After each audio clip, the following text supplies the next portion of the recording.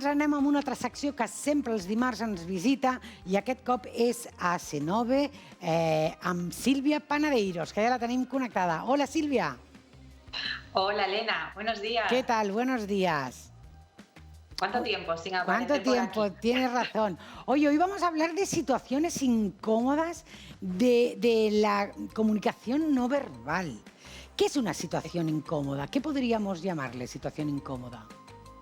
Bueno, pues una situación incómoda, como bien dice la palabra, son aquellas situaciones que vivimos en las que no estamos relajados, no estamos tranquilos, no nos agrada esa situación, vamos, que no estamos nada cómodos. Ya, Esa es una situación que tenemos incómoda. ganas de que pase De que la pase, situación. claro, que suelen ser situaciones a veces donde recibimos críticas, Claro. donde se burlan de nosotros, donde pues nos hacen ghosting, etcétera. Y entonces ahora entramos en materia, Elena. Perfecto. Pues empezamos por donde tú me digas. ¿Por dónde empezamos? ¿Por cómo responder a una crítica, por ejemplo?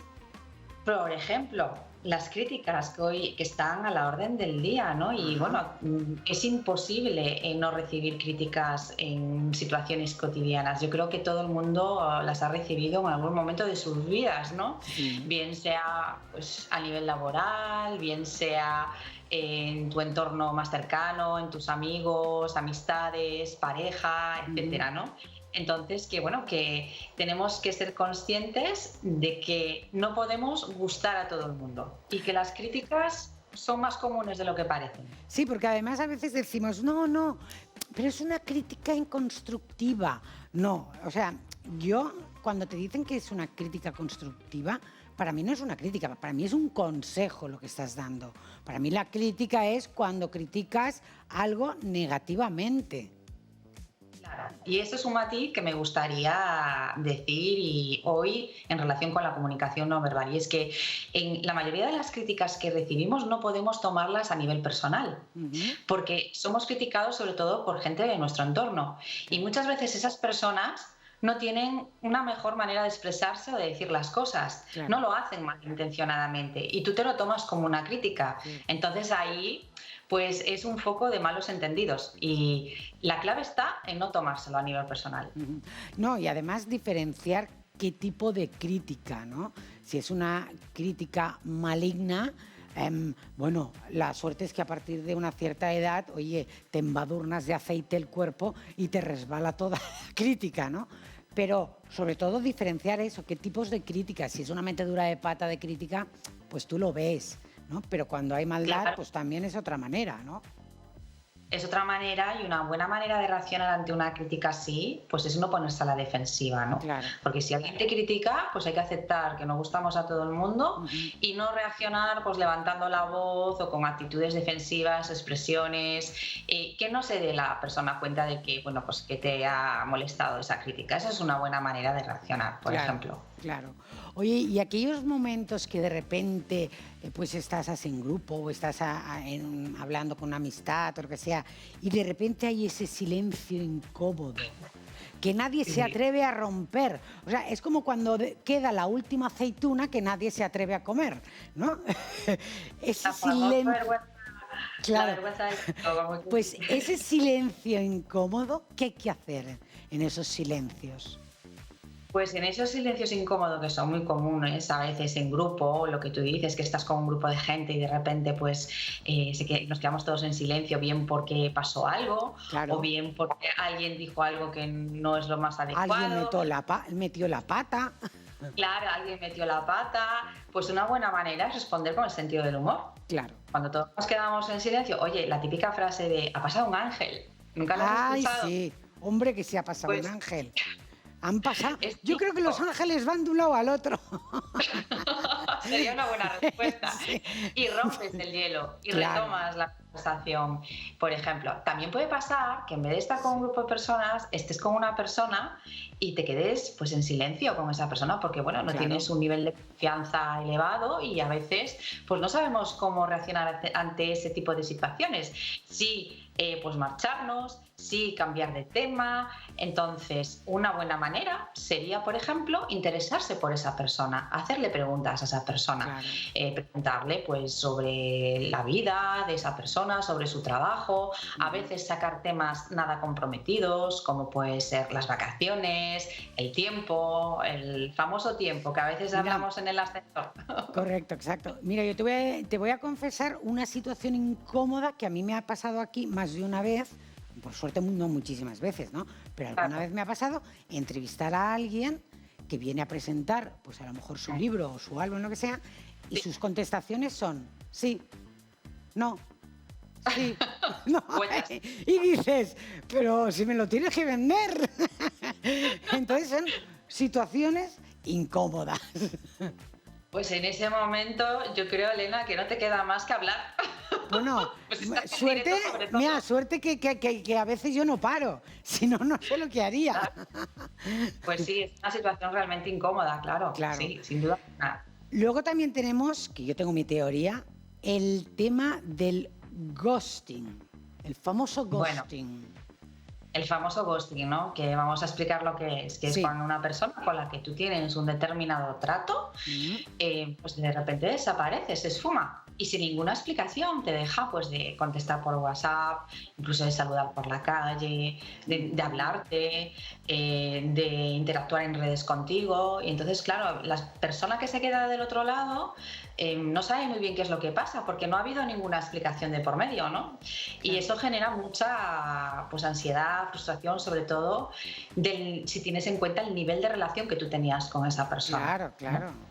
Yo siempre digo que en ese caso son personas, tanto hombres como mujeres, que son cobardes, ¿no? Porque Cobarde. lo fácil que es decir, oye, mira, ¿sabes qué? Lo hemos pasado muy bien, pero no apetece seguir hablando contigo. O estoy molesta por esto y esto, ¿no? Es mejor a veces decir las cosas, ¿no? Hablarlas, efectivamente, porque se pueden terminar de la misma manera, pero tener un buen final, ¿no? Y un buen Claro, recuerdo de esa persona. claro. Es más, no son solo cobardes, sino que son personas hasta cierto punto maleducadas, ¿no? Claro, Porque inmaduras, eh, maleducadas. inmaduras, Ujú, efectivamente, evitan el conflicto y, claro, lo que hacen es provocar más conflicto todavía, ¿no? correcto. Y sí, es una situación, pues, a veces difícil de digerir, sobre todo si tú tienes muchísima relación con esa persona, como puede ser un familiar, un amigo de toda la vida, y de repente te deja hablar. Entonces, Ujú. claro, es complicado, ¿no? Gestionar ese tipo de situaciones. ¿Cómo crees que es la mejor manera de responder a un ghosting? Pues la primera, aceptarlo. Es decir, que hay personas que actúan así y que son así y que no tienen nada que ver contigo, por Es un ejemplo, ¿no? problema que tienen ellas. Y que a todo el mundo le han hecho ghosting, Hoy ¿sabes? tanto. Que a todo el mundo ha recibido un ghosting. No conozco a nadie que no le haya sucedido. Y bueno, en segundo lugar, no ir detrás de esa persona si realmente pues, te he demostrado que le importas lo más mínimo, pues Claro. no perseguirlo, no provocar explicaciones en alguien que no quiere darlas. Entonces, Ajá. esa es una muy buena manera. Al Pero a final, veces es difícil, es ¿eh? Es difícil. difícil, pero yo te digo una cosa, al final te hacen un favor si lo hacen, porque Sí, te demuestra cómo es esa persona. Y si, por ejemplo, es en el tema del amor, que es donde más se suceden esas cosas, te está diciendo cómo reaccionaría en la vida si está a tu lado. Desaparecería, totalmente. con lo cual te hace un favor si te hace el ghosting. Sobre todo si es a tiempo, ¿no? Claro, Lo peor claro. sería, pues en ese tema, en ese ámbito, en el ámbito del amor, si tú tienes una relación con una persona y pasan años y de repente desaparece, claro, es mucho más difícil de Claro, gestionar si realmente te lo hace en los inicios, ¿no? En la cierto, fase del cortejo, claro. claro. Oye, ¿y qué hacemos si nos encontramos con una agresividad verbal? Que hay personas que es verdad que no saben hablar y tienen esa agresividad y ese tono de voz y gritan y creen que por gritar tienen más razón. Exacto, es que la agresividad verbal a veces es muy fácil reconocerla gracias a la comunicación no verbal, porque cuando una Ujú, persona nos está agrediendo, aparte de que eleva el tono de voz, aparte de que recibimos comentarios, incluso insultos, ujú. aparte de que sus expresiones faciales son de ira, se le tensa la mandíbula, ¿sabes? Se enrojecen, hay personas que incluso, pues, si esas expresiones se llevan a cambio en el ámbito laboral, pues pegan puñetazos en la mesa, etcétera, ¿no? Entonces, Claro, es hay muy gente. común, más común creo que también todo el mundo ha vivido situaciones así, y eso lo que demuestra es que son personas que muy frustradas, es decir, que no saben gestionar las emociones, con escasas habilidades sociales, que no saben negociar, hablar de una manera tranquila, entonces tienen que reaccionar de esa manera. Yo aquí también pienso, en mi teoría, que son personas que realmente en el fondo se asustan enseguida. Son inseguras. Son miedosas. Para mí son personas miedosas que la única manera de tener fuerza es el gritar y hablar mal.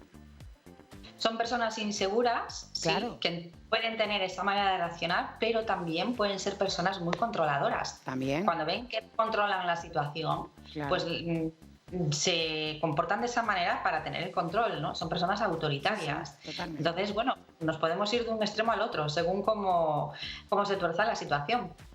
Lo mejor es dejar pasar la tormenta.